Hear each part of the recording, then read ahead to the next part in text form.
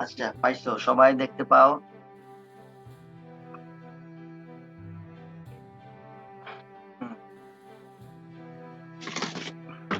Ready? এখন কি বাজে নাকি? এখন এখন তো শোনা যায়।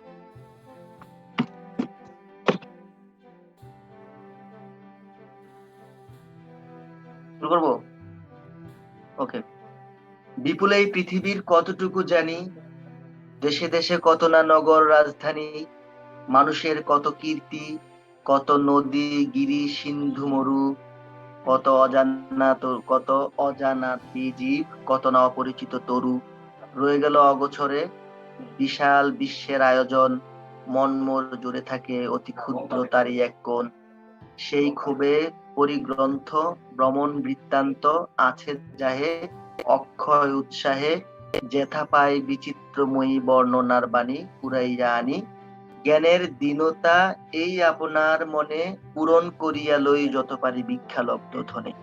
এতটুকু বললাম, এতটুকু থেকে আমরা প্রথম থেকে একটু বোঝার চেষ্টা করি। শোনো, আমরা পরীক্ষার মধ্যে দেখি যে একটা শব্দের অর্থ জানতে চায়। ধরো জাদু শব্দটা কোন ভাষা থেকে আসছে, এটা আসছিল এর আগের বছর প্রশ্নে, এই বছর প্রশ্নে। ধরো ব্যর্থ শব্দটার সন্ধি বিচ্ছেদ জানতে চাইছে। তারপরে যে ইউনিটে প্রশ্ন আসছে যে নিচের কোনটি উপসর্গযুক্ত শব্দ নয়, অপশনে ছিল উন্মনা, অভিমান, অপশনে ছিল উত্তরী। প্রত্যেকটা শব্দ তোমার টেক্সট বুকের মধ্যে আছে। যদি তোমাদের কাছে শীট থাকে, ডি ইউনিটের প্রশ্ন যদি তোমরা কেউ দেখে থাকো, তোমাদের কাছে শীট আছে না? শীটের মধ্যে দেখো তো ডি ইউনিটের প্রশ্ন আছে কিনা। আছে? ডি ইউনিটের প্রশ্ন আছে?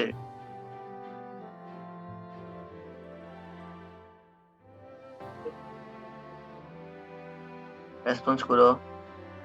ডি ইউনিটের প্রশ্ন তোমাদের বইয়ের মধ্যে আছে কিনা? নাই স্যার। তোমাদের শীটের মধ্যে, মানে তোমাদের কাছে যে শীটটা দিতে, এই শীটের মধ্যে সি ডি নাই, শুধু কোশ্চেন ব্যাংকে। হ্যাঁ, কোশ্চেন ব্যাংকে আছে। তোমরা একটু দেখে, একটা প্রশ্ন ছিল যে নিচের কোনটি, এবার প্রশ্ন আছে নিচের কোনটি উপসর্গযুক্ত শব্দ নয়। এখানে যে অপশনগুলো ছিল উন্মনা, অপশন ছিল অভিমান, অপশন ছিল নীরব, তারপর অপশন ছিল উত্তরী। এই চারোটা শব্দই তাহারই পরে মনে কবিতার মধ্যে আছে, আমরা দেখাবো একটু পরে। তারপরে দেখো, একটা প্রশ্ন আসছিল গত বছর, দৃষ্টির অগোচরে, মানে দৃষ্টির অন্তর্ভুক্ত নয় যেটা, সেটা গোচর, মানে দৃষ্টির অন্তর্ভুক্ত হওয়া, মানে দৃষ্টির অন্তর্গত হওয়া, মানে দৃষ্টি চক্ষুর দ্বারা গৃহীত, এটা ছিল গোচর। চক্ষুর দ্বারা গৃহীত এক কথা কি বলে? গোচর। তাহলে দেখো, শব্দ তোমার কাছে মনে হবে যে এক কথা প্রকাশ থেকে আসছে, উপসর্গ থেকে আসছে, বাগধারা থেকে আসছে, সমাস থেকে আসছে, সন্ধি থেকে আসছে, কিন্তু প্রত্যেকটা শব্দ তোমার কবিতা বা গল্পের কোনো না কোনো জায়গায় আছে। সুতরাং আমরা কবিতাগুলো পড়ার সময় এমন ভাবে পড়বো যে শব্দটা একটু কঠিন, এই শব্দটার অর্থ কি, এটা কিভাবে গঠিত হয়েছে, এটা কি সমাসবদ্ধ না সন্ধিবদ্ধ না উপসর্গ যোগে গঠিত, এই শব্দের সমার্থক কি, আমরা সব জানার চেষ্টা করব। যদি আমরা এভাবে পড়তে পারি, তাহলে ইনশাল্লাহ বাংলা নিয়ে কোনো সমস্যা হবে না, ইনশাল্লাহ কোনো সমস্যা হবে না। এবং কবিতাগুলো পড়বো, এটার ভাব কি, অন্তর্নিহিত অর্থ কি, সেটা বোঝার চেষ্টা করবো। আশা করি আজকের তুমি কবিতাগুলো পড়ার পরে তোমার কাছে ক্লিয়ার হবে। আসো তাহলে, বিপুলা এই শব্দটাই তো তোমার কাছে নতুন মনে হওয়ার কথা। বিপুলা শব্দটা নতুন মনে হওয়ার কথা না? বিপুলা মানে হচ্ছে বিশাল, অনেক বড়, বিপুল পরিমাণ, বলে না বিপুল পরিমাণ মানুষ আসছে। তাহলে কবি এখানে এই কবিতার মধ্যে সে এই শব্দটাকে বিপুলা বলছে, মানে অনেক বড়, বিশাল। হচ্ছে বিশাল এই পৃথিবীর মধ্যে আমি কতটুকু জানি বলো। বিপুলা মানে হচ্ছে বিশাল বা প্রশস্ত। তো বলছে প্রশস্ত এই পৃথিবীটার আমি কতটুকু জানি। আর দেশে দেশে কত না নগর রাজধানী, এগুলো সহজ কথা, না বোঝার কিছু নাই। মানুষের কত কীর্তি, কীর্তি দুই রকম হয়, কীর্তি দ্বারা কাজ করা, কাজ বোঝা, মানুষের কত কাজ, সুকীর্তি কুকীর্তি, কত ধরনের কীর্তি আছে, কীর্তি। কত নদী, কত গিরি, সিন্ধু মরু। এখন সিন্ধু শব্দের অর্থ কি ভাই? সিন্ধু শব্দের অর্থ হচ্ছে সাগর। এখন তোমার কি প্রশ্ন করতে পারে না যে সিন্ধু শব্দের সমার্থক শব্দ কি? নিচে তোমার চারটা অপশন দিল, আর নিচের কোনটি সিন্ধু শব্দের সমার্থক শব্দ নয়, নিচের কোনটি গিরি শব্দের সমার্থক শব্দ নয়, বা গিরি শব্দের অর্থ কি, বা গিরীন্দ্র এই শব্দটা কোথেকে আসছে, তোমার এখান থেকে শব্দ দিয়ে জিজ্ঞেস করতে পারে। আবার দেখো একটা শব্দ পরে আছে, কত না অজানা দিন। তোমার যদি বলে যে অজানা, কিভাবে তৈরি হয়েছে, এখানে শুরুতে একটা অ উপসর্গ আছে, আর জানা, অজানা মানে নয় জানা, নয় জানা, তাহলে এটা হচ্ছে নয় তৎপুরুষ সমাস, এটা সমাস দ্বারা তৈরি। এরকম শব্দগুলো সব নিতে হবে। অপরিচিতা, অপরিচিতা যদি বলো অপরিচিতা, তাহলে এখানে অপরিচিত, পরিচয়, এখানে দেখো এই যদি বলে অপরিচয়, এখানে কয়টা উপসর্গ আছে জিজ্ঞেস করতেই তো পারে। তরু শব্দের অর্থ কি, তরু শব্দের সমার্থক কি, এগুলো তোমাদের প্রশ্ন করতে পারে। এই জন্য আমরা সবগুলো পড়ার সময় সব শব্দ দেখে দেখে পড়ার চেষ্টা করবো ইনশাল্লাহ। এবার আসলে বলছে যে পৃথিবীতে এত কীর্তি, এত নদী, গিরি, সিন্ধু, মরু, অজানা জীব, অপরিচিত তরু, গাছপালা, অনেক বৃক্ষ, সবকিছু রয়ে গেল আমার অগোচরে। অগোচর মানে কি, চক্ষুর দ্বারা অগৃহীত, আমি যা চোখ দ্বারা দেখি না সেটাকে কি বলে, অগোচর। এখানে কে এত সুন্দর করে 6 লিখছ, 6টায় লিখা যাবে না ভাইয়া, 6 লিখলে আমি তোমাদেরকে লিখার জিনিস বন্ধ করে দিব, যেখানে বন্ধ করে দিতে হবে। ডিসেবল অ্যানোটেশন ফর আদার্স, ওকে, আর কেউ লিখতে পারবো না 6 সাথে। আচ্ছা আসো, এই অনেকক্ষণ বসে রাখছি। তো বলছে পৃথিবীতে যে এত কিছু আছে, এগুলো সব আমার অগোচরে রয়ে গেছে। অগোচর মানে কি, দৃষ্টি দ্বারা গৃহীত হয়নি, আমার অগোচরে আছে, আমি দেখিনি। বিশাল বিশ্বের আয়োজন, মন মোর জুড়ে থাকে অতি ক্ষুদ্র তারই এক কোণ। আমার মনটা এই বিশাল পৃথিবীর এত আয়োজনের মধ্যে একটা কোণের মধ্যে পড়ে আছে। সেই ক্ষোভে, অর্থাৎ সেই দুঃখে, ক্ষোভে, রাগে আমি কি করি, পড়ি গ্রন্থ। কি গ্রন্থ, ভ্রমণ বৃত্তান্ত, অর্থাৎ ভ্রমণ কাহিনীমূলক বইগুলো সে পড়ে। কিভাবে পড়ে, অক্ষয় উৎসাহে, অক্ষয় উৎসাহ নিচে দাগ দাও, উৎসাহ, এটা কি দ্বারা তৈরি, এটা উৎ, এখানে একটা উপসর্গ, এটা উপসর্গযোগ্য শব্দ, উৎ যোগ সাহ, উৎসাহ, উৎসাহ, তাহলে অক্ষয়, নয় ক্ষয়, যা কোনো ক্ষয় নেই, বলে আমার উৎসাহ এত বেশি যে আমি সহজে উৎসাহ হারাই না, আমার উৎসাহ ক্ষয় হয় না। এরকম অক্ষয় উৎসাহে আমি ভ্রমণ বৃত্তান্ত করি, পড়ে কি করি, যেথা পাই চিত্রময়ী বর্ণনার বাণী।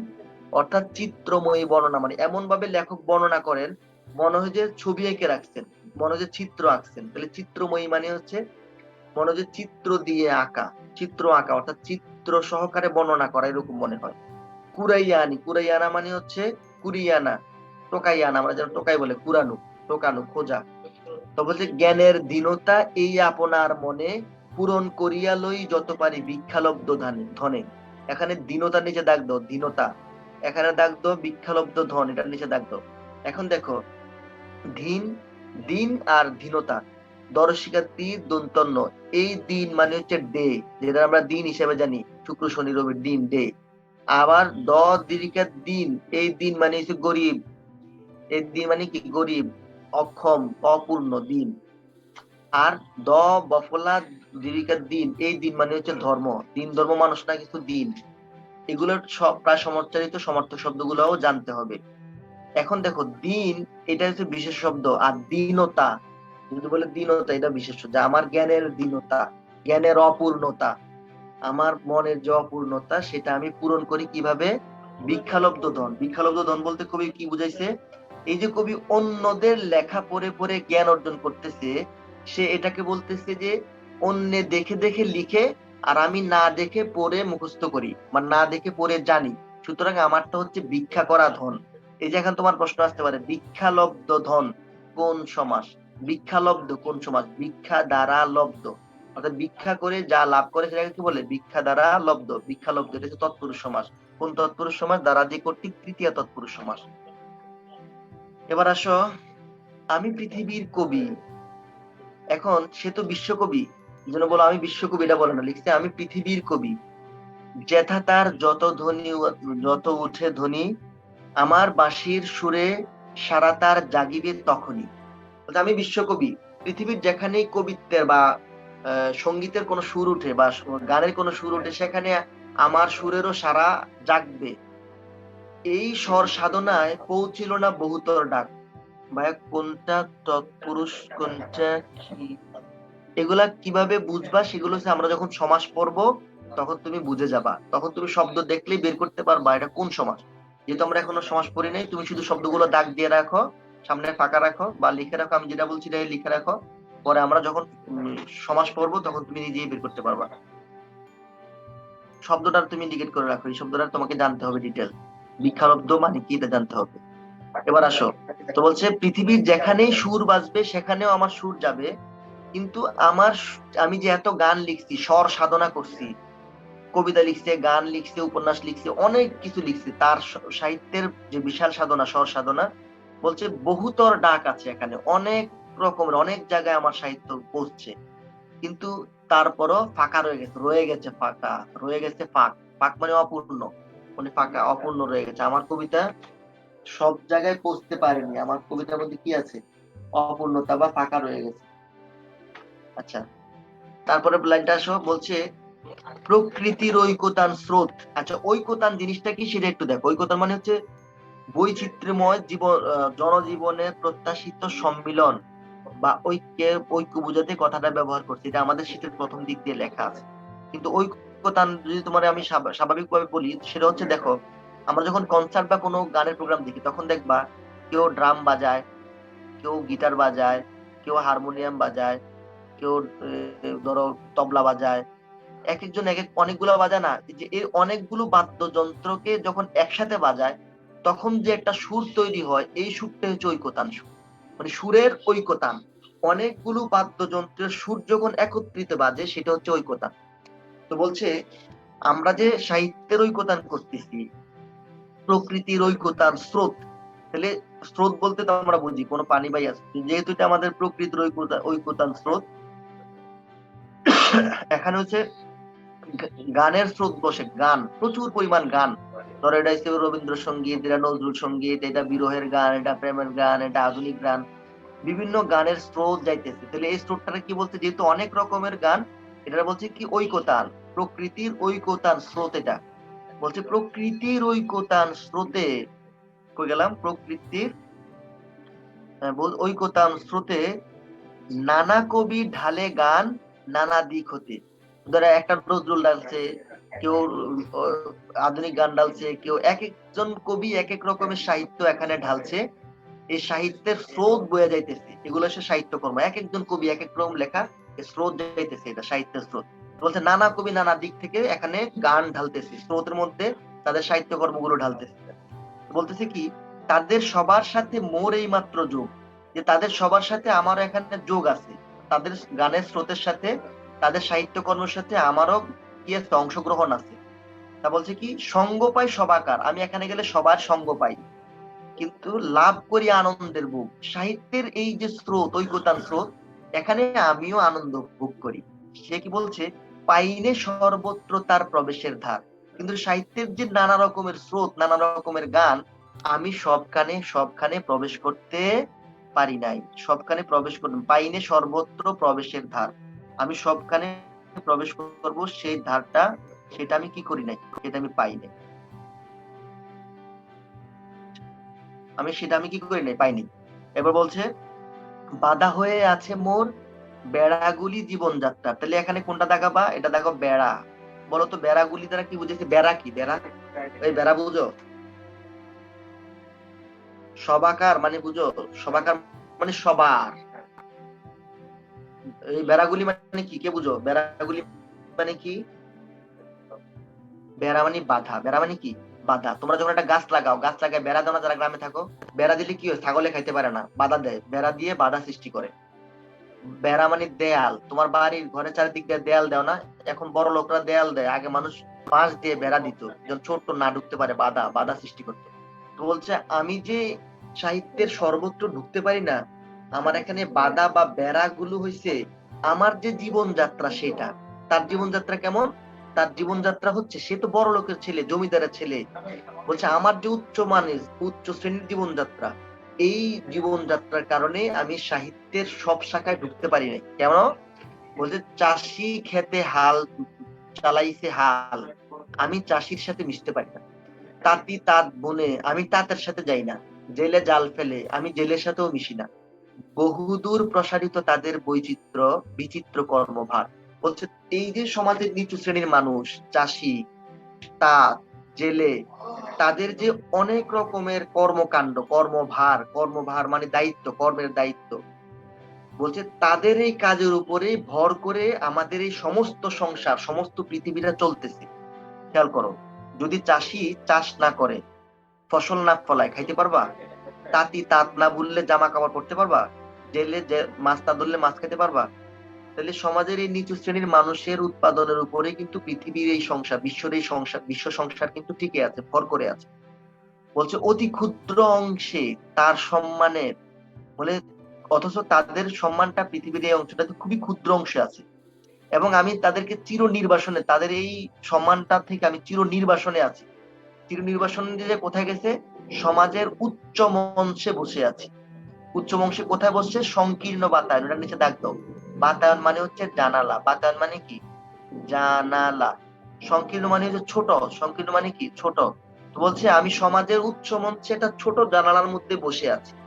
বসে বসে দেখতেছি নিচে এই যে চাষি, কৃষক, বণিক, তাঁতি, জেলে, প্রত্যেকেই তারা যে কাজ করতেছে তাদের অবদানটার উপরে নির্ভর করে আমাদের এই বিশ্ব সংসার টিকে আছে। অথচ আমি তাদের থেকে কত দূরে সরে এসে সমাজের উচ্চ মঞ্চে একটা ছোট্ট বাতায়নের মধ্যে বসে আছি। মাঝে মাঝে গেছি আমি ও পাড়ার প্রাঙ্গণের ধারে। এবার সে স্বীকার করতেছে যে আমি জমিদারি দেখার জন্য মাঝে মাঝে ছোট লোকদের কাছে, সমাজের নিচু শ্রেণীর মানুষের কাছে গেছি, ওদের পাড়াতে আমি গেছি। তবে ভিতরে প্রবেশ করি সে শক্তি ছিল না একেবারে। তাদের সাথে যে ভিতরে গিয়ে প্রবেশ করবো, তাদের ঘরে ঢুকবো, তাদের সাথে মেশবো, এই শক্তিটা আমার একবারে ছিল না। বলছে কি জীবনে জীবন যোগ করা। এই লাইনটা শেষ করি। জীবনে জীবন, তোমরা কি এই লাইন, এই পৃষ্ঠা থেকে আর কোনো কারো প্রশ্ন আছে?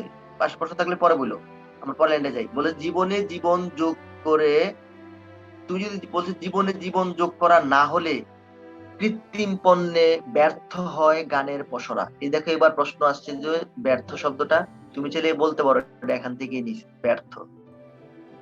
আচ্ছা, বলছে কৃত্রিম মানে কি? প্রকৃতির বিপরীত হচ্ছে কৃত্রিম, যেটা প্রকৃত ভাবে হয়, আর যেটা বানায়, আসল না, নকল, এটা হচ্ছে কৃত্রিম। তো বলছে তুমি যদি জীবনের সাথে জীবনের যোগ না করো, তুমি যদি কৃষকের সাথে না মেশো, তুমি কৃষকের সম্পর্কে লিখলে সেটা হবে কৃত্রিম। তুমি যদি চাষির সাথে না মিশো, তুমি যদি তাঁতের সাথে না মিশো, জেলের সাথে না মিশো, তখন তুমি জেলেদের সম্পর্কে লেখা মানে হচ্ছে তুমি কৃত্রিম পণ্য সাজাইছো। এখন আরেকটা লাইন আছে দেখো, গানের পসরা। গানের পসরা মানে হচ্ছে, পসরা হচ্ছে একটা ডালা, এরকম ডালা। তোমরা যখন হকাররা বিভিন্ন জিনিস বিক্রি করতে আসে না মাথায় করে নিয়ে, দেখবা তাদের এই টুকরির মধ্যে বিভিন্ন রকম জিনিস এরকম করে ওরা সুন্দর করে সাজায়। এই যে সাজানোটারে বলে পসরা, তাদের যে ডালাটা এটারে বলে পসরা, যেখানে পসরা সাজায়। ডালার মধ্যে বিভিন্ন দ্রব্য যখন সাজায় এটারে বলে পসরা।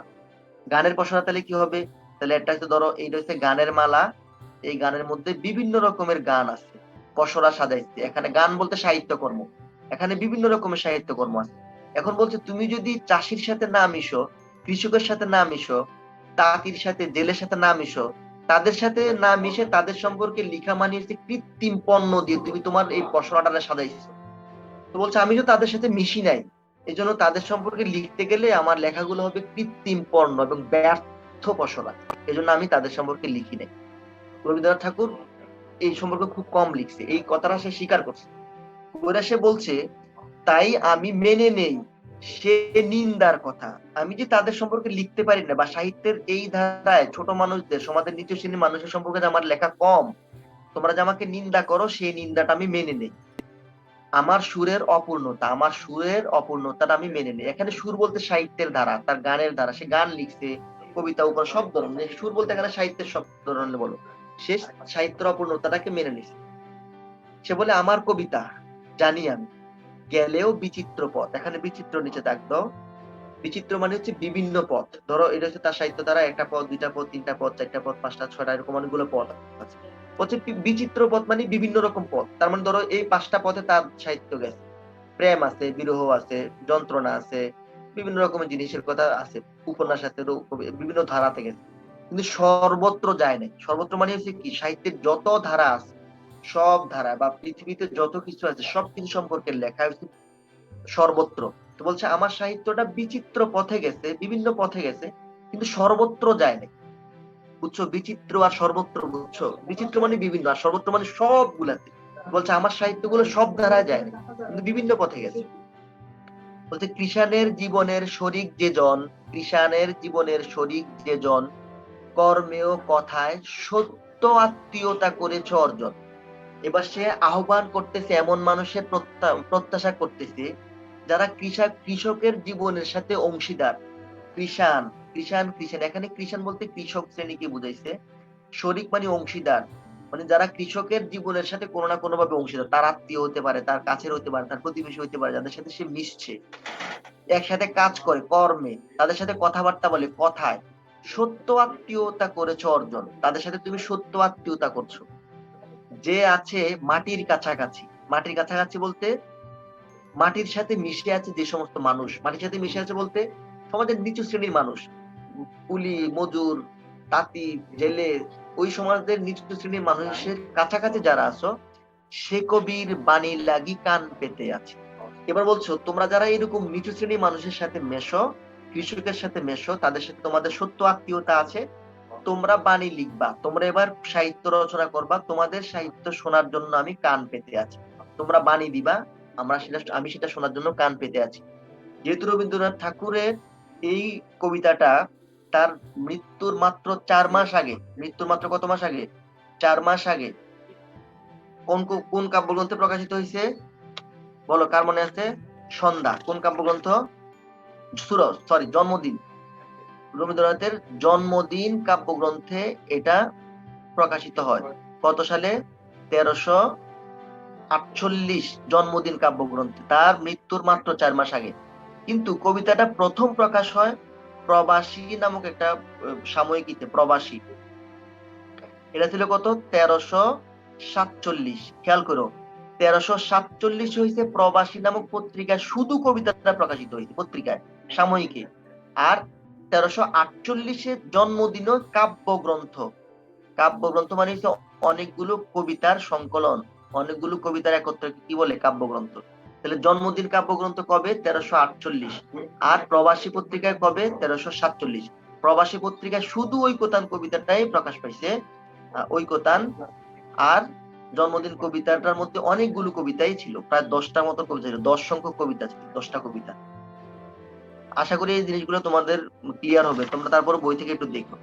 আচ্ছা আসো, পরলাইনটা কি বলছে? এসো কবি অখ্যাত জনের নির্বাক মনের। এসো কবি, কবি এখানে কি করতেছে? আহ্বান করতেছে। এই কবিরা অখ্যাত জনের, যারা অখ্যাত জন কারা সেটা আমরা দেখতেছি। বলছে এসো কবি অখ্যাত জনের অখ্যাত জনের নির্বাক মনে। নির্বাক মানে হচ্ছে বাকহীন, বাক মানে কথা, মানে যার মুখে কথা নাই তারা বলে নির্বাক। বলছে যারা নির্বাক, নির্বাক মনের কথা, অর্থাৎ এমন কবিকে আহ্বান করতেছে, এসো কবি অখ্যাত জনের নির্বাক মনের, ওই সমাজের নিচু শ্রেণীর মানুষের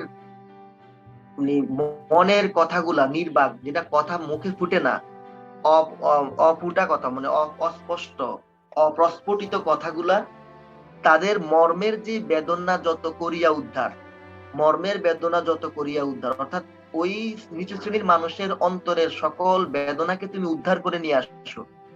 প্রাণহীন এদেশে গানহীন যেথা চারিধার।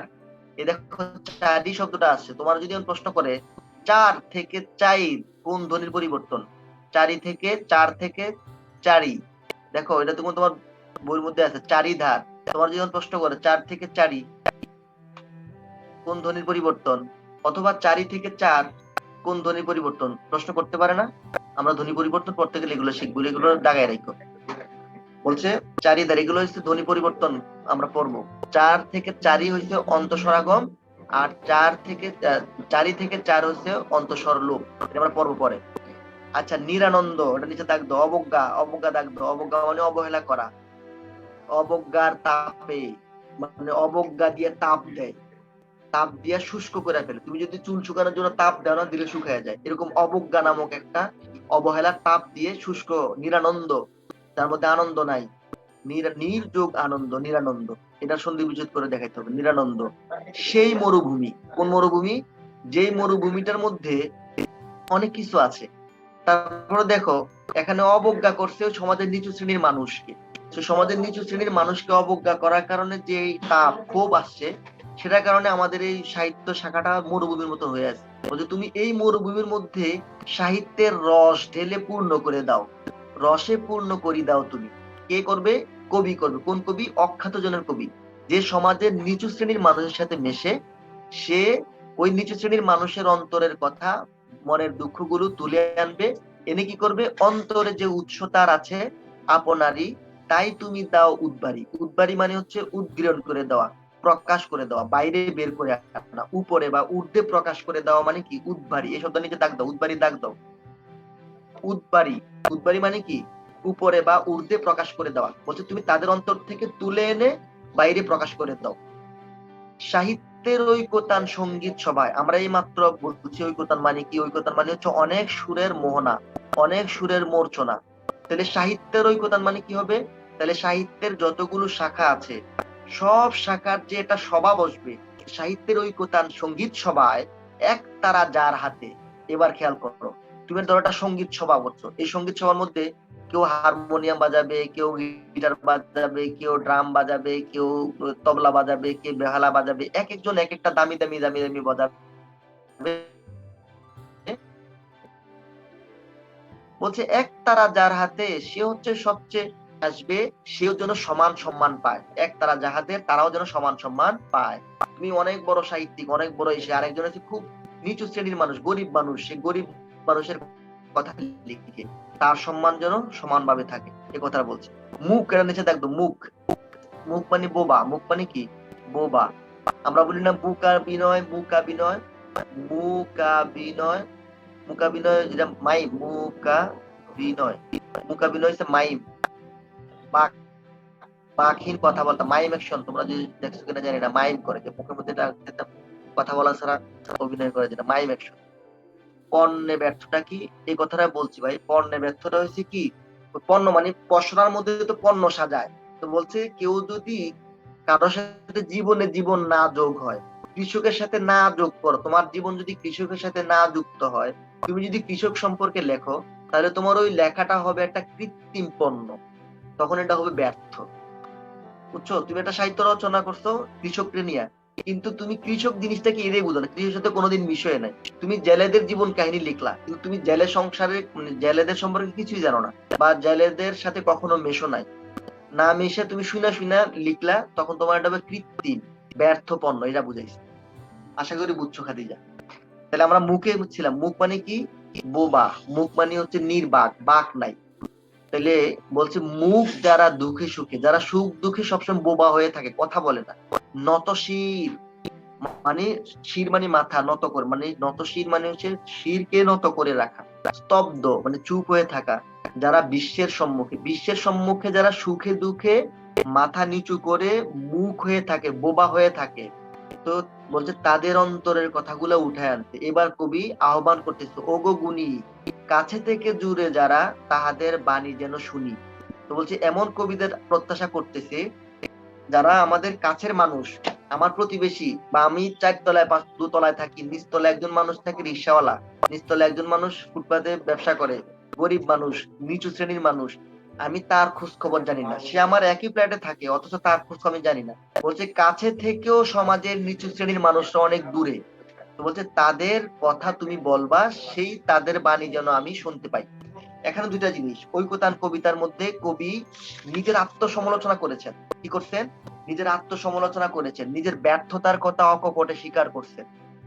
তারপর বলছে যারা হতদরিদ্র, অপাংতেয়, তোমাদের এখানে একটা শব্দ আছে অপাংতেয়, অপাংতেয় মানে হচ্ছে যা পংক্তিতে উল্লেখ করা যায় না, অপাংতেয়।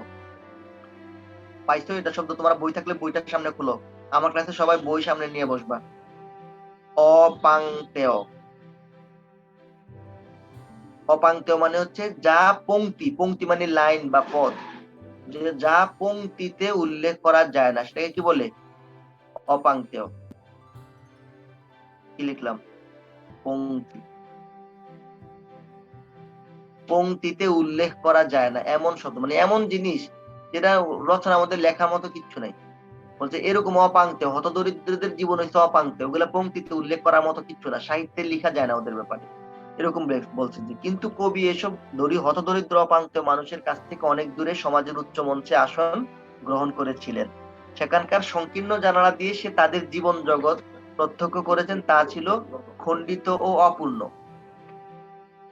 আচ্ছা, তাহলে কবিতাটা কি তোমরা বুঝতে পারছো বিষয়টা? কবি রবীন্দ্রনাথ ঠাকুর সে তার জীবনের 80টি পর একটা শব্দ এখানে দেখা হচ্ছে, 80টি পর, 80 পর মানে হচ্ছে 80 বছর বয়সের পরে সে সেই জিনিসটা উপলব্ধি করতে পারছে যে আমি তো অনেক কিছু লিখছি, অনেক করেছি, অনেক গান করছি, অনেক খ্যাতি অর্জন করছি, কিন্তু আমার সাহিত্যের অপূর্ণতা রয়ে গেছে। আশা করি বুঝছো। না বুঝার কিচ্ছু নাই। আমরা তাইলে এবার একটু দ্রুত আরেকটাতে যাই। কোনটা পড়বো? তার এরপরে মনে রবীন্দ্রনাথ ঠাকুর সম্পর্কে এই জিনিসটা লিখত। স্ক্রিনশট দাও, এটা লেখার সময় স্ক্রিনশট দাও, স্ক্রিনশট দাও। রবীন্দ্রনাথের উপন্যাসগুলো হচ্ছে রাজর্ষি ও মালঞ্চ দুই বোন, তারা বউ ঠাকুরের হাট থেকে চতুরঙ্গী কিনলো, ঘরের বাইরে বসে শেষের কবিতার 4 অধ্যায় পড়ার কারণে সবার চোখের বাড়ি হইলো। চোখের বাড়ি মানে হচ্ছে শত্রু হওয়া, সবার শত্রু হয়েছে। এটা একটু মজা করে পড়ি, মন রাখবা। কিন্তু কেউ তাদের প্রতি করুণা না দেখাইয়া নৌকা ডুবিতে মৃত্যুদণ্ড দিল। এটা এমনি গল্প মন রাখবা। রাজর্ষি ও মালঞ্চ দুই বোনের নাম কি? রাজর্ষি ও মালঞ্চ, সবগুলো হচ্ছে তার উপন্যাস।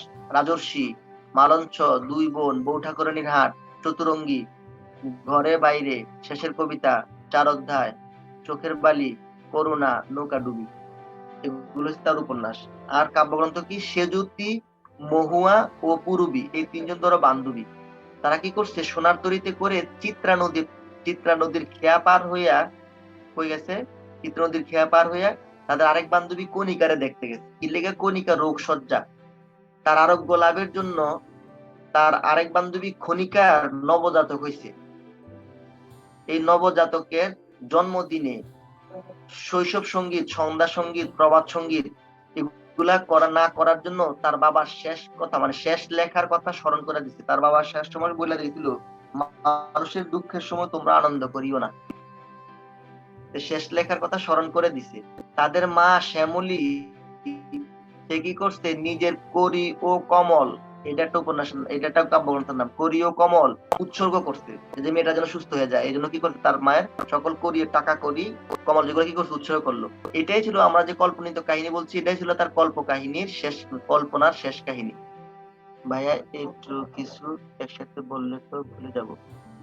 একসাথে বলতে হবে এবং একবার ভুলবা আবার মনে রাখবা, একবার ভুলবা আবার মনে রাখবা। এটা স্ক্রিনশট দাও, দিয়ে নিজে নিজে একবার পড়বা কিভাবে পড়ছি, আবার নিজে নিজে পড়বা, ভুলবা 6 মাস সময় আছে, কোনো টেনশন নাই। এখনই সব মনে রাখতে হবে, এটারও কোনো দরকার নেই।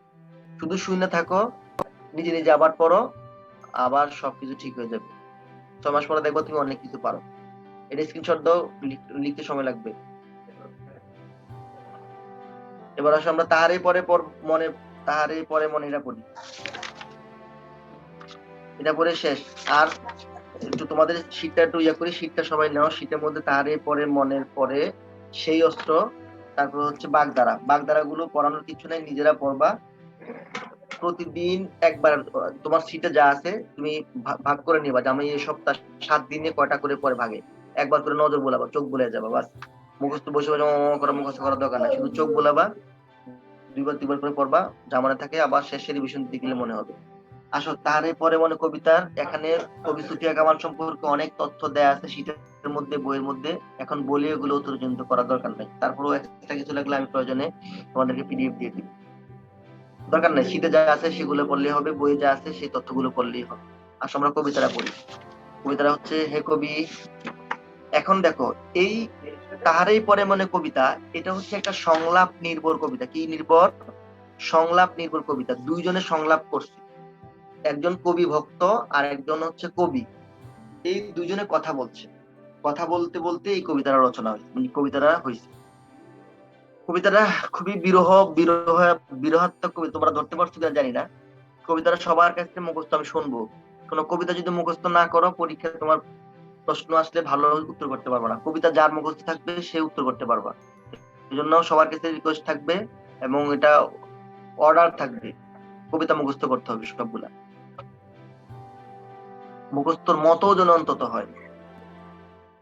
হে কবি, এখানে সম্বন্ধ পদ, এখানে সম্বন্ধ করছে, সম্বোধন করছে, সম্বোধন করছে, সম্বোধন মানে ডাকা, কবিকে ডাকছে। হে কবি, নীরব কেন? দেখো, এই যে একটা প্রশ্ন ছিল, নিচের কোন শব্দটি উপসর্গযুক্ত নয়? এখানে একটা শব্দ ছিল নীরব। নীরব কি উপসর্গযুক্ত শব্দ? তোমরা কি জানো? আমরা 4টা ক্লাস করেছি, কিন্তু আমি অনেকবার বলছি, বিসর্গ সন্ধির নিয়ম পড়াছিলাম, 3 সরাও। এখানে কেউ আছো যে ক্লাস করছো? বিসর্গ সন্ধির নিয়ম পড়াতে গিয়ে 5টা শব্দ লিখছি যেগুলা ব্যতিক্রম: নীরব, নিরস, নিরোগ। এ লাগায় না শফিক, শফিক লাগায় না। হ্যাঁ, নিরক্ত, আরটা ছিল কি নিরন্ধ্র। এই 5টা শব্দ আমরা লেখাইছিলাম, মনে আছে? এগুলো হচ্ছে বিশেষ নিয়মে সাধিত বিসর্গ সন্ধি।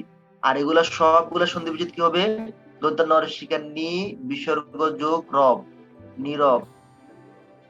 তাহলে বাকি সবগুলো কি হবে? নিরস কি হবে? নি বিসর্গ দন্ত্য নরসিকার নি, সব বানানটা হবে দীর্ঘিকার মূল শব্দে, নীরব দীর্ঘিকার দিয়ে, কিন্তু সন্ধি বিচ্ছেদ করলে কি হবে? রসিকার দিয়ে। তার মানে এই নিটা একটা উপসর্গ। তাহলে এই যে প্রশ্ন আসছিল নীরব শব্দটা কি উপসর্গযুক্ত শব্দ? হ্যাঁ, এটা অবশ্যই উপসর্গযুক্ত শব্দ। নি বিসর্গ যোগ রব, নীরব। নি বিসর্গ যোগ রস, নিরস। নি বিসর্গ যোগ রোগ, নিরোগ। নি বিসর্গ যোগ রক্ত, নিরক্ত। নি বিসর্গ যোগ রন্ধ্র, নিরন্ধ্র। নিরন্ধ্র মানে নিবিড় বা নিশ্ছিদ্র, যেটা এখনো ফাঁকা নাই, ছিদ্র নাই, এটা কি বলে? নিবিড়। এই শব্দটাও আসছে, নিরন্ধ্র শব্দটাও আসছে, নিবিড় শব্দটাও গত পরীক্ষায় আসছে। একটু চোখ খান খুলে বললে ভাইয়া সহজ, কঠিন না। এবার আসো, এ কবি নীরব কেন? ফাগুন যে এসেছে ধরায়। এখন তোমার এই প্রশ্ন জিজ্ঞেস করতে পারে না, ফাল্গুন থেকে ফাগুন কোন ধ্বনির পরিবর্তন? অবশ্যই প্রশ্ন করতে পারে। এটা হচ্ছে অন্তর্হতির পরিবর্তন, ফাল্গুন। আমরা ধ্বনি পরিবর্তন করতে গিয়ে এগুলা ভালো করে পারবো। তাহলে ফাল্গুনটাও দাগ দিয়ে রাখো। এবার আসো ধরা। ধরা মানে পৃথিবী। তোমরা এই পৃথিবীর সমার্থক শব্দগুলো জানতে হবে। ধরা পৃথিবীর সমার্থক শব্দ। আসো, বসন্তে বরিয়া, বরিয়ার নিচে দাগ দাও। বরিয়া মানে হচ্ছে বরণ করিয়া, মানে বরণ করে, বরে বরণ করে। লবে, লবে মানে কি? লবে মানে হচ্ছে নিবে, লইবে। লইবে হচ্ছে সাধু বা সাধুরূপ হবে লইবে, আর চলিত হবে কি? লবে। বসন্ত বরিয়া তুমি লবে নাকি তব বন্দনায়। বন্দনা নিচে দাগ দাও। বন্দনা কি? বন্দনা মানে হচ্ছে স্তুতি গাওয়া, প্রশংসা গীতি করা, প্রশংসায় কিছু লেখা, এটা হচ্ছে বন্দনা করা। তো বলছে কবি, তুমি যে নীরব হয়ে আছো, ফাল্গুন তো চলে আসছে, তুমি কি তারে বন্দনা করে বরণ করে নিবা না? এটা হচ্ছে কবি ভক্তের কথা। একটু কার কথা? কবি ভক্তের কথা। এবার আসো, কহিল সে স্নিগ্ধ আখি তুলে। স্নিগ্ধ আখি নিচে দাগ দাও। এতটুকু হচ্ছে কবি ভক্তের লেখা। এই 3 লাইন হচ্ছে কবি ভক্তের। কহিল সে স্নিগ্ধ আখি তুলে। স্নিগ্ধ আখি মানে কি? কোমল চোখ না, স্নিগ্ধ আখি মানে হচ্ছে জিজ্ঞাসু চাহনি। তোমার দিকে তুমি যদি আমার প্রশ্ন করে, ভাই এ ভাই আপনি কি এখন যাবেন না? আজান দিতেছে তো, নামাজ পড়বেন না? আমি তখন যদি তোমার দিকে এরকম করে তাকাই, আজান দিতেছে, আজান দিতেছে, মানে আমি তখন জিজ্ঞেস, হ্যাঁ আজান দিয়ে ফেলছে। আমি যখন তোমার দিকে এরকম তাকাইলাম, সে বলছে স্নিগ্ধ আঁখি তুলে তাকাইয়া বলছে দক্ষিণা দুয়ার গেছে খুলি। তার মানে কি? সে কি করছে? প্রশ্ন করছে, তার মানে জিজ্ঞাসু চাহনিতে তাকাইছে। স্নিগ্ধ আঁখি মানে কি? এখানে কবিতার মধ্যে স্নিগ্ধ আঁখি মানে, স্নিগ্ধ মানে কোমল, আঁখি মানে চোখ, স্নিগ্ধ আঁখি মানে যে কোমল চোখে তাকানো। আর এখানে বুঝাবে কি? জিজ্ঞাসু চাহনি, মানে এমন ভাবে চাইছে, তার কাছে কিছু জানতে চাইতেছে। ধরো তোমার একটা হট্টগোল হইতেছে, আমি তো দেখে তাকাই, আমি তাকাই রয়েছি কি, তখন সে বলবো যে ভাই ওইটা হয়েছে, তার মানে আমার চাহনি দেখে সে বুঝতে পারছে আমি তার কাছে কিছু জানতে চাইতেছি। বুঝতে পারছো? এগুলাকে বলে জিজ্ঞাসু চাহনি। তাহলে বলছে কহিল সে স্নিগ্ধ আখি তুলে দক্ষিণ দুয়ার গেছে খুলে। এ দেখো দক্ষিণ দুয়ার, সে প্রশ্ন করতেছে দক্ষিণ দুয়ার গেছে খুলে মানে কি? বসন্তকালে দক্ষিণ দিক থেকে বাতাস আসে, তার মানে দক্ষিণ দিকের বাতাস কি চালু হয়ে গেছে? বাতাবি লেবুর ফুল ফুটেছে কি? এখন দাগ দাও, বাতাবি লেবু একটা ফলের নাম আছে, ফুল হিসেবে বাতাবি লেবুর ফুল। তারপর হচ্ছে আমের মুকুল। আমের মুকুলও এক ধরনের আমের ফুল। তাহলে যদি বলি কয়টা ফুলের নাম? 2টা ফুলের নাম। 2টা ফুল না, ফুল আরেকটা আছে, আরেকটা ফুল আছে, এই যে আমার সামনে গেলে পাবো। এখানে দেখো ফল 2টা, একটা হচ্ছে বাতাবি লেবু। এই যে লেবু নিচে দাগ দাও, নেবু নিচে দাগ দাও। তোমার যদি বলে লেবু থেকে নেবু কোন ধরনের পরিবর্তন? লেবু থেকে নেবু কোন ধ্বনির পরিবর্তন আসতে পারে না? পারে। এই যে ধ্বনি পরিবর্তন আসতে পারে। তো বাতাবি লেবুর ফুল ফুটেছে কি? ফুটেছে কি আমের মুকুল। তাহলে এখানে ফল আছে 2টা, লেবু আর আম। লেবু আর আম। ফুল আছে 3টা, আমি সামনে দেখতেছি। দক্ষিণা সমীর, এক সমীর নিচে দাগ দাও, সমীর নিচে দাগ দাও। সমীর মানে হচ্ছে বাতাস। সমীর মানে কি?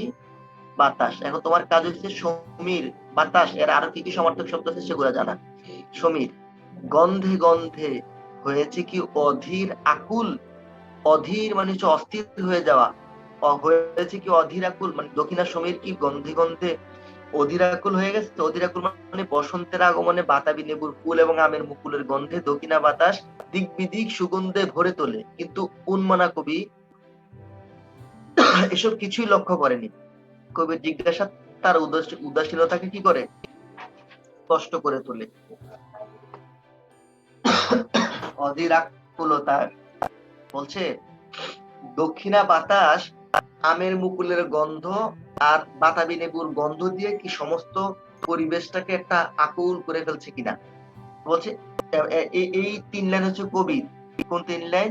দক্ষিণে দুয়ার গেছে খুলি, এখান থেকে এই 3 লাইন হচ্ছে কবি।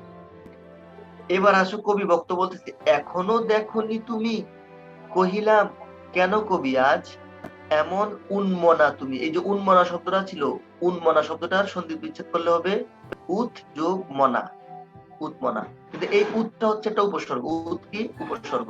উৎ হচ্ছে এখানে উপসর্গ। তো এই প্রশ্ন ছিল যে নিচের কোনটি উপসর্গযুক্ত শব্দ নয়।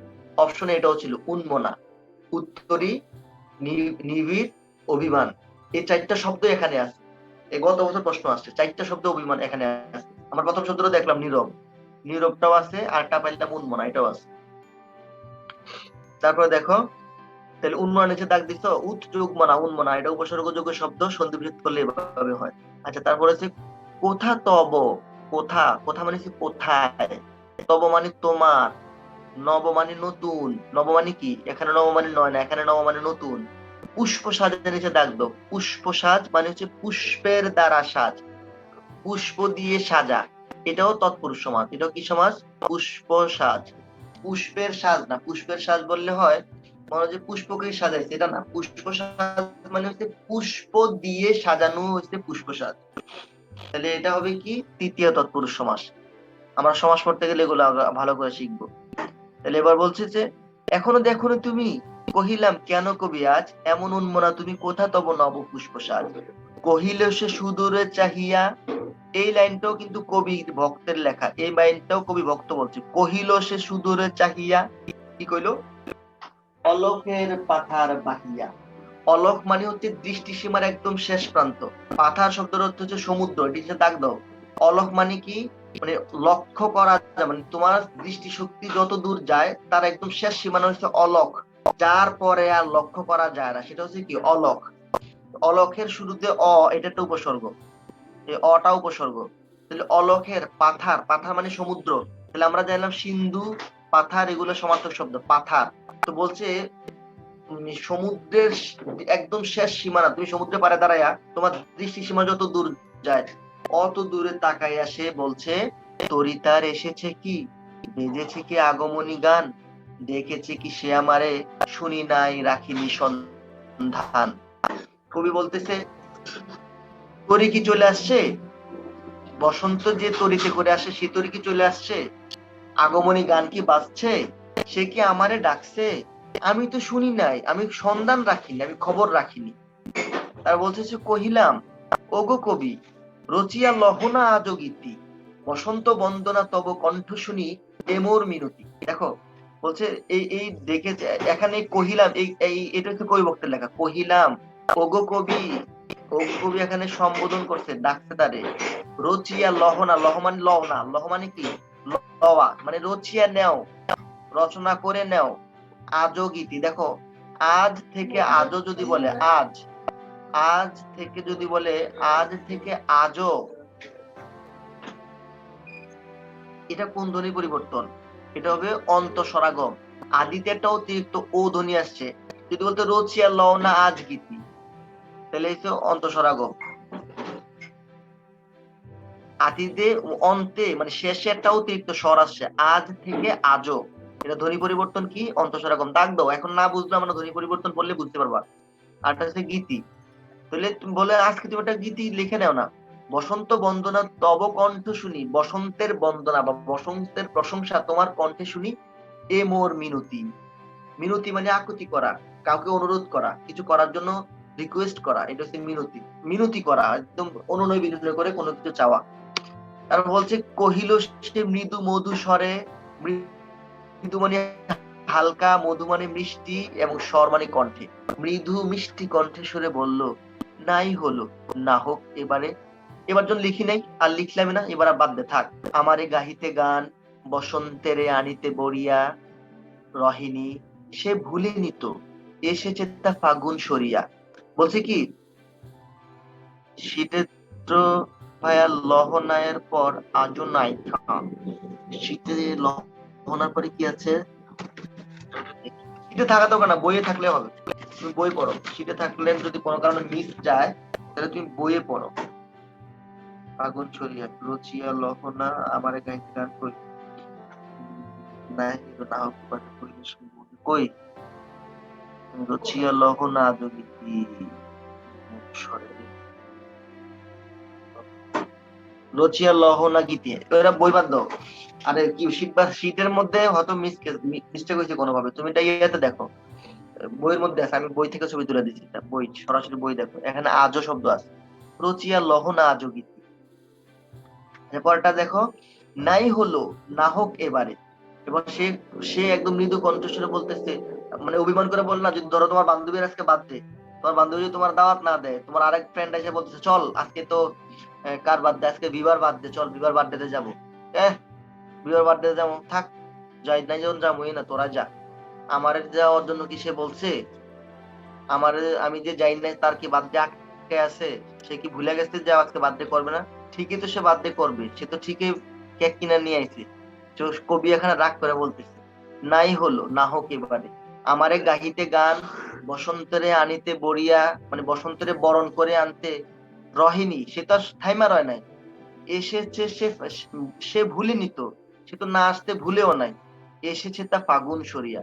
বসন্ত ঠিকই ফাগুন মাসকে স্মরণ করে চলে আইছে, সুতরাং আমি এখন যাব না, তোরাই যা। এরকম হয় না? রাগ করে না বন্ধুরা? এ কবি এখানে রাগ করছে, রাগ করে কি করছে একটু দেখো, ওই রাগ করে কি করছে আমার, আচ্ছা ঠিক আছে, রাগ করে এটা করছে দেখি। তা বলছে, এবার কবি ভক্ত বলতেছে, ওগো কবি কহিলাম, ওগো কবি অভিমান করেছো কি তাই? এই দেখো অভিমান শব্দটা আসছে, এটা কিন্তু অভিমানের অভি, এটা উপসর্গ। অভিমানের অভি, এটা কি উপসর্গ। অভিমান করেছো কি তাই, যদিও এসেছে তবু তুমি তারে করিলে বৃথাই, বৃথাই।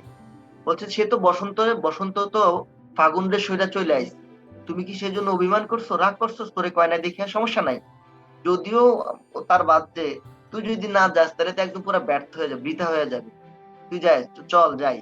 কহিল সে পরম হেলা, এবার সে হেলা করে কইতে, পরম হেলা, অনেক প্রচুর হেলা করে বলছে, বৃথা কেন ফাগুন বেলায়, আমি যাই না বলে বৃথা কেন হবে? এটা তো এখন ফাগুন সময়, ফাল্গুন মাসে এটা বৃথা হবে কেন?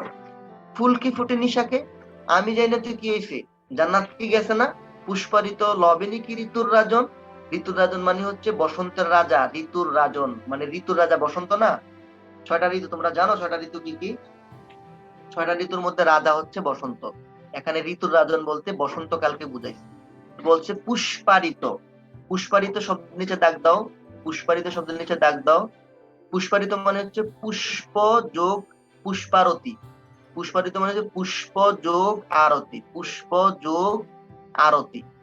আরতি মানে হচ্ছে বন্দনা করা বা ফুল দিয়ে, বা আরতি মানে হচ্ছে দেবতাকে পূজা করে বরণ করে নেওয়াটা হচ্ছে আরতি, দেবতাকে পূজা করে বরণ করে নেওয়াটা হচ্ছে আরতি, মানে প্রদীপ জ্বালাইয়া দেবমূর্তি বরণ, প্রদীপ জ্বালিয়ে দেবমূর্তি বরণ করাকে বলে আরতি। তো বলছে পুষ্প যোগ আরতি, পুষ্পারতি। বলছে তারে তো ঋতু, ফুল তো ফুটছে শাকে, মানে ডালের মধ্যে তো বাগানে তো ফুল ফুটছে, এবং ঋতুর রাজা বসন্ত সে তো পুষ্পারিত লাভ করছে, অর্থাৎ তারে ফুল দিয়ে বরণ করে নিছে, সে তো গ্রহণ করছে, লাভ করছে। মাধবী কুড়ি, এখানে একটা ফুলের নাম আছে যে মাধবী কুড়ি, মাধবী কুড়ি হচ্ছে বাসন্তী লতা বা তার ফুল, মাধবী কুড়ির ফুল, এখানে 8টা ফুলের নাম, তাহলে 3টা ফুল, বাতাবি লেবুর ফুল, আমের মুকুল আর মাধবী কুড়ি, এই 3টা। বলছে মাধবী কুড়ির বুকে গন্ধ নাহি, মাধবী ফুলের বুকে কি গন্ধ নাই, করে নাই অর্ঘ বিরোচন, অর্ঘের নিচে দাগ দাও, অর্ঘ মানে হচ্ছে পূজার্চনা, মানে পূজা করার জন্য যেই অঞ্জলি দেয় সেটাকে বলে কি অর্ঘ। অর্ঘ কারে কয়? অর্ঘ কি? অর্ঘ নিচে দাগ দিছ? অর্ঘ বিরোচন মানে হচ্ছে অঞ্জলি বা উপহার রচনা দেওয়া। অর্ঘ নিয়ম হচ্ছে পূজা করার জন্য দেবতাদের সামনে যা জিনিস উপহার দেয় এটাকে বলে অর্ঘ। তো বলছে সে কি অর্ঘ বিরোচন করে নাই, অর্থাৎ তারে কি ফুল দিয়ে বরণ করে নেওয়া হয় নাই? বসন্তের ফুলেরা মাধবীপুরী কি তারে ফুল দিয়ে বরণ করে নাই? এবার কবি ভক্ত বলতেছে হোক, তবু বসন্তের প্রতি কেনই তব তীব্র বিমুখতা? বিমুখতা মানে হচ্ছে উদাসীনতা, বিমুখ হওয়া, অবজ্ঞা করা। তুমি তারে কেন তো তীব্র অবজ্ঞা করতেছো? তুমি কেন তার প্রতি এত বিমুখ? কহিলাম, আচ্ছা হোক, তবু বসন্তের প্রতি কেনই তব তীব্র বিমুখতা? কহিলাম উপেক্ষায় ঋতুরাজে কেন কবি দাও তুমি ব্যথা? এবার কবি ভক্ত এই দুই লাইনটা কবি ভক্ত বলতেছে যে তুমি তাকে উপেক্ষা করে, ঋতুরাজ, ঋতুরাজ মানে বসন্তের বুঝেছে, ঋতুর রাজা, ঋতুরাজ, ঋতুর রাজা, ঋতুরাজ, এটা হচ্ছে ষষ্ঠী তৎপুরুষ সমাস। কেন কবি দাও তুমি ব্যথা? তুমি ঋতুরাজকে কেন ব্যথা দিতেছ অবজ্ঞা করে? কহিল সে কাছে সরে আসি, কহিলি উত্তরিতরে মাঘের সন্ন্যাসী। এবার কবি ভক্তের কাছে সরে আসছে, আয়সা বলছে কুহিলির নিচে দাগ দাও। কুহিলি মানে কুয়াশা, উত্তরি মানে চাদর, তল মানে নিচে। মাঘের সন্ন্যাসী বলতে মাঘ মাস বা শীতকালকে বুঝাইছে, মাঘ মাস বলতে সে শীতকালকে বুঝাইছে। বলছে কুহিলি উত্তরি তলে মাঘের সন্ন্যাসী, গিয়েছে চলিয়া ধীরে পুষ্প শূন্য দিগন্তের পথে, রিক্ত হস্তে তাহার এই পরে মনে, ভুলিতে পারি না কোনো মতে।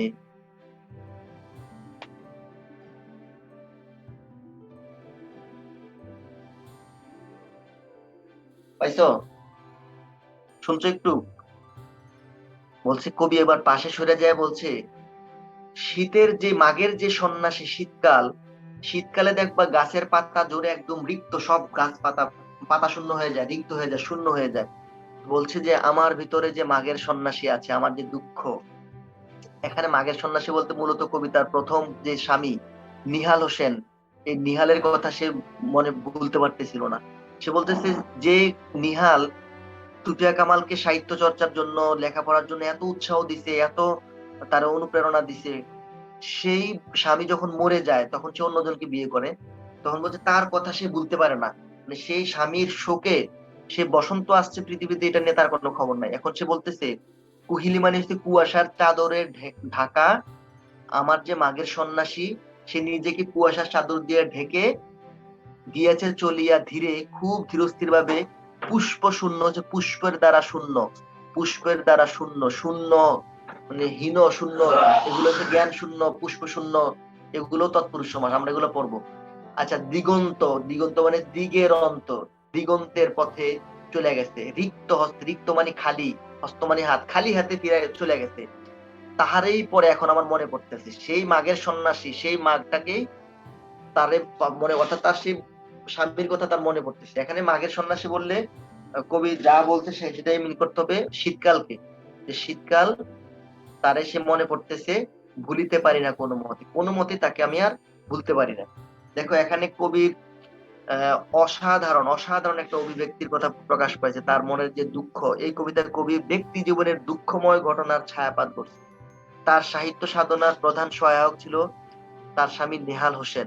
আকস্মিকভাবে সে 1932 সালে মরে যায়, মানে মৃত্যুবরণ করে। প্রচন্ড শূন্যতা নেমে আসে তার জীবনে, তার ব্যক্তি জীবন কাব্য সাধনার ক্ষেত্রে নেমে আসে দুঃসহ বিষণ্ণতা, কবি মন আচ্ছন্ন হয়ে যায়, রিক্ততায় হাহাকার করে, তাহারেই পরে মনে বলে কবিতায় কবি নিহাল হোসেনকে স্মরণ করছে।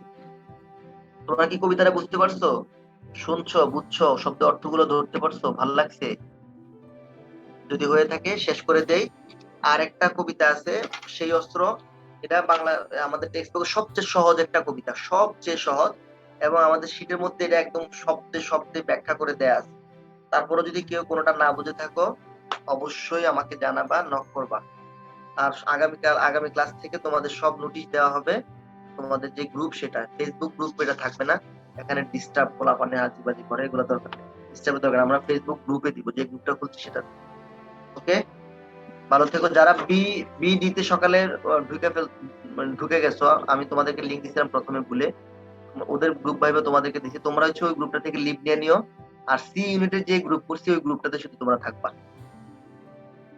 কারো কোনো প্রশ্ন থাকলে বলো ভাইয়া। কার কোনো প্রশ্ন? সবাইকে